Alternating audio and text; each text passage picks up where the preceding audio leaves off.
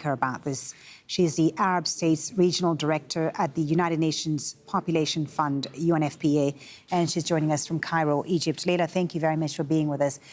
So even as the war goes on, as the war rages, children are still being born in Gaza. What has it been like for pregnant women and young mothers in the midst of this conflict? Well, I think you summed it up really well in your first statement. The continuous bombardment, the collapse of the healthcare system, the insecurity and lack of safety, even for the hospital personnel and medical personnel who still remain available, are being overwhelmed by the number of casualties.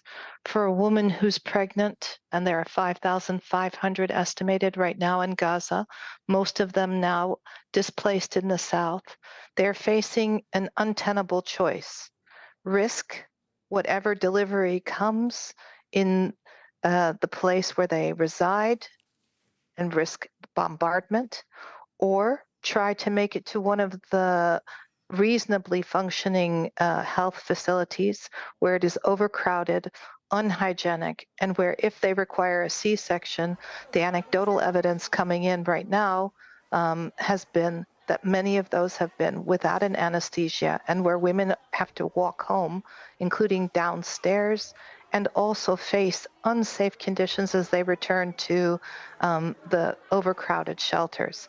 I can't imagine, as a woman myself, being faced with that kind of choice where you're trying to bring life into in this world, bring joy, a new family member, and yet you're traumatized, you're fearful for yourself, for your child.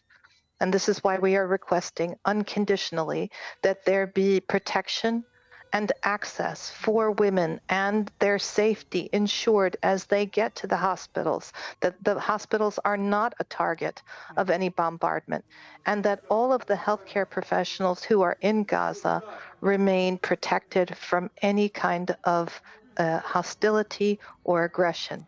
In the last 3.5 weeks, none of that has been secured. Indeed, and it is pregnant women, of course, and you've described there's some very difficult conditions that they have to go through, no prematernal health care and very complicated deliveries.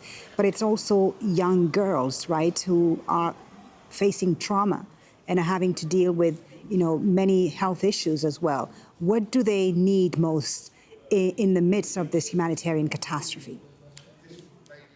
Right now at UNFPA, we are very concerned for what is over half the population, women and girls, pregnant women, adolescent girls who get their period, who are in overcrowded, what they call shelters, but are actually any place that is a school, a friend's house, that still remains unsafe. They need water, they need protection, they need to be able to have hygiene for themselves.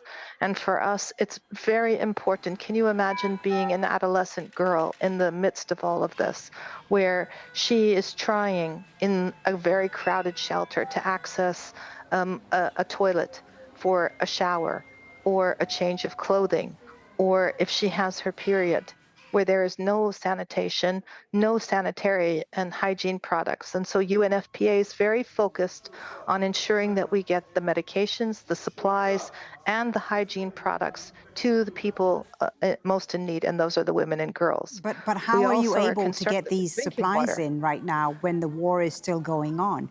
And when we're seeing, even in the last few minutes, UN vehicles being targeted, how can you get these supplies to these young girls who need them? It is very dangerous for us at the moment, and there has only been a trickle of supplies, which is why access and protection are the two main concerns for us. We do have supplies pre-positioned. We have been requesting for over 3 weeks to be able to move those supplies in regular and consistent, safe modality to the people in need, and to call for the cessation of the bombardment so that we can deliver those. In the meantime, we have, through our partners in Gaza, been able to get a small amount of those to the women in need in some of the places in Gaza. We continue to rely on the partners, the local market, and the goodwill of everyone who wants to see the protection of that civilian population to be able to deliver to the best of our abilities. But it is very far from what we require. Indeed. Laila, thank you so much for painting that picture for us of what women and adolescent girls in Gaza are going through right now. Laila Baker is with the United Nations Population Fund, joining us there from Cairo.